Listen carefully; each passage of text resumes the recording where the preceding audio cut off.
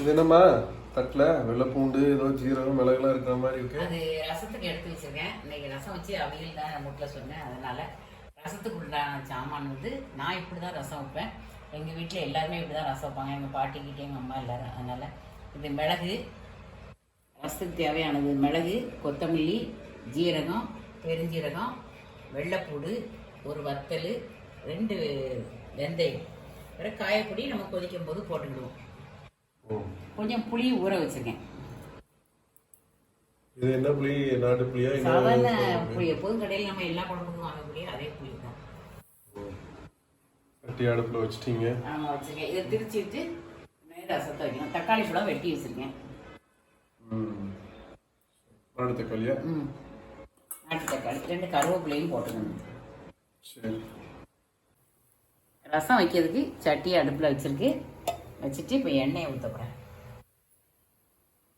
என்ன இது? நல்லெண்ணெய். நல்லெண்ணெய் ஊற்றி எங்கள் வீட்டு சமையலில் எல்லாமே நல்லெண்ணெய் தான். வேறு என்ன எண்ணெய் யூஸ் பண்ணுறது கிடையாது. அதாவது புளி மிளகத்தை ஒரு 2-3 மிளகத்தை போட்டுடுங்க.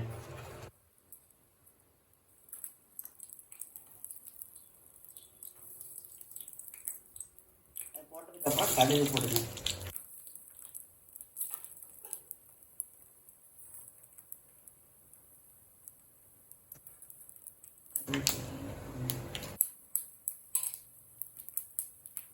கருவேப்பிலை ஏற்கனவே அப்படியே வந்து நீங்க வந்து காஞ்சி போய் இதா கருவேப்பிலை இருந்தால் ரசம் நல்லா இருக்கும். ஆனால் எங்கள் வீட்டில் கருவேப்பிலை இல்லை. ஏன் ஃப்ரிட்ஜுக்குள்ள இருக்கா?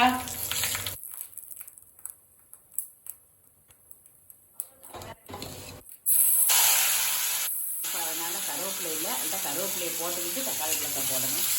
கருவேப்பிலை இல்லை, அதனால தக்காளி பழம் மட்டும் போட்டுக்கணும்.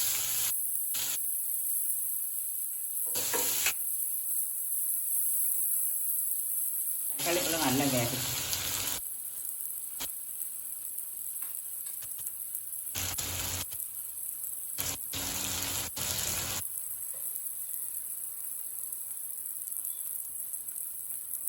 தண்ணி தரணும்.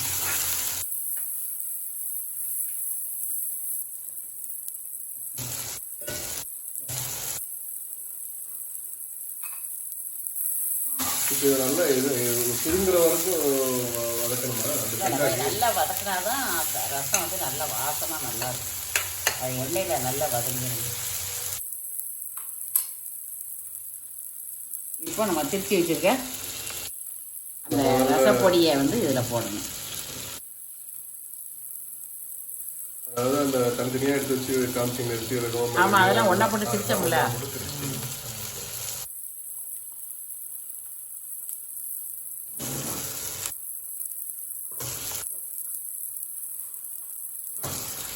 வாசத்தை பார்த்தீங்க எப்பவுமே ரசம் வாசம் வரும்.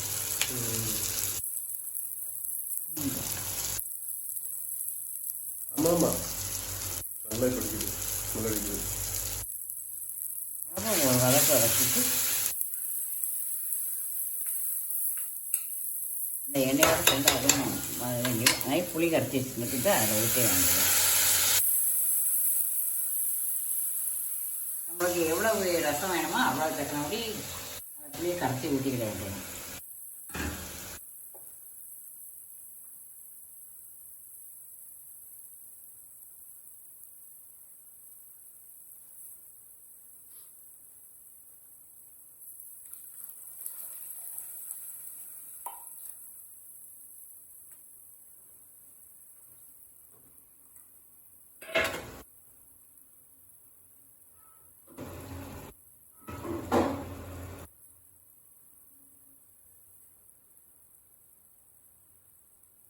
எங்கள் வீட்டில் 4 பேர் தக்கனபடி இவ்வளோ ரசம் வேண்டியது இருக்குது. அதனால் இவ்வளோ ரசம் வச்சுருக்கேன்.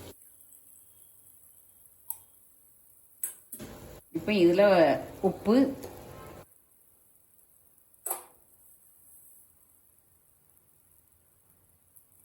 அது தேவை. அது எவ்வளவு ரசம் வச்சுருக்கோமோ அது தக்கனபடி உப்பு போட்டுக்கணும். உப்பு போட்டுட்டு காயப்பொடி,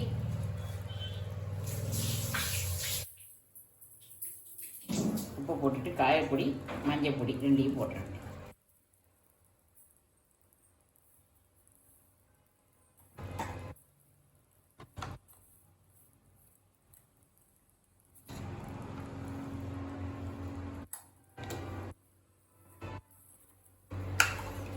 எல்லாமே சிம்பிள் வச்சு பண்ணிருக்கீங்க. அது இதெல்லாம் சிம்பிள் வச்சுட்டு தரவு கூட்டி வச்சுட்டோம்னா ஒரு நுர கூட்டி வரவும் இறங்கிடணும். நுர கூட்டி வரணுமா? ஆமாம். இப்போ ஃபுல்லாக வச்சுருக்கீங்க? ஃபுல்லாக வச்சுருக்கேன். தண்ணி ஊற்றுவீங்களா? தண்ணி காணாது, ரசம் எங்களுக்கு, அதனால கொஞ்சம்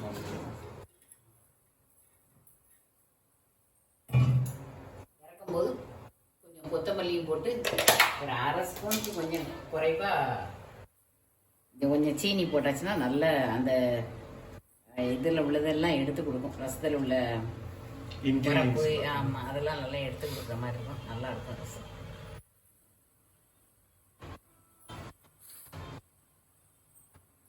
கருவேப்பிலை இன்னைக்கு இல்ல, சரி அதனால போடலாங்கிறீங்களா? இந்த பொடி மாதிரி எதுவும் திரிச்சு வச்சிருந்தீங்கன்னா அந்த கருவேப்பிலை பொடி எல்லாம் போடலாமா? நேச்சுரல் கருவேப்பிலை இது போட்ட மாதிரி வராது. இல்ல நீங்களே நம்ம வீட்டுல எதுவும் கருவேப்பிலை பொடி எல்லாம் தெரிச்சு வச்சிருந்தாங்கன்னா அந்த இதெல்லாம் எதுவும் போட போடலாம்? மாட்டேனா? இல்ல போடலாமான்னு கேக்குறேன். போட்டாலும் இந்த அளவுக்கு அது ஒர்த்தா இருக்காது. இதெல்லாம் எலுமிச்சம்பழம்லாம் புளிகிறாங்கல்ல, அப்போ புளியை வந்து கம்மியா இருக்கும். கம்மியாக இருக்கணும். புளி வேண்டாம், ரசம் வைக்கிறதா இருந்தா அது. ரசம் நல்லா ஒரு கொதி வந்துட்டு ஒரு கொதி வந்துட்டு ஆஃப் பண்ணிடுறேன். கொத்தமல்லி இலையை போட்டுட்டு, கொத்தமல்லி வச்சிருக்கேன், கொத்தமல்லி போடுங்க, போட்டுட்டு ஆஃப் பண்ணிட்டு அதெல்லாம் ரொம்ப கொஞ்சம் போல வெட்டலாம் வேண்டாமா? இப்படியே பெருசு பெருசாவே போட்டாலே போதும். இல்லை, வெட்டி தான் வச்சிருக்கேன். அது பார்த்துருக்கு அப்படி ஒரு ஆஃப் பண்ணிட்டு அவ்வளவுதானா? இவ்வளவு வச்சாலே போதுமா? போதும் போதும், இது கூட கொதிக்கூடாது. இப்போ இவ்வளோதான் சீனி, கொஞ்சம் சீனி போட்டு மூடி வச்சுட்டு கொஞ்சம் கழிச்சு திறந்தா. ரசம் மாத்திரம் திறந்து வைக்கக்கூடாது. உரக்குட்டி வந்த உடனே மூடி வச்சுட்டா நொரக்குட்டி வந்துச்சா? அவ்வளோதான். அதான் நொரக்குட்டி வந்ததா? அவ்வளோதான், ரசம் வச்சாச்சு, சாப்பிட வேண்டியதான். சரி மக்களே, இது நாங்க எங்க வீட்டு ஸ்டைல்ல செஞ்ச ரசம். முட்டை ஆம்லேட் போட்டுட்டு சாப்பிட போறோம். ஓகே, இதுக்கு அவியல் இருக்கு, முட்டை ஆம்லேட் இருக்கு, ரசத்தையும் நம்ம ஆஃப் பண்ணியாச்சு.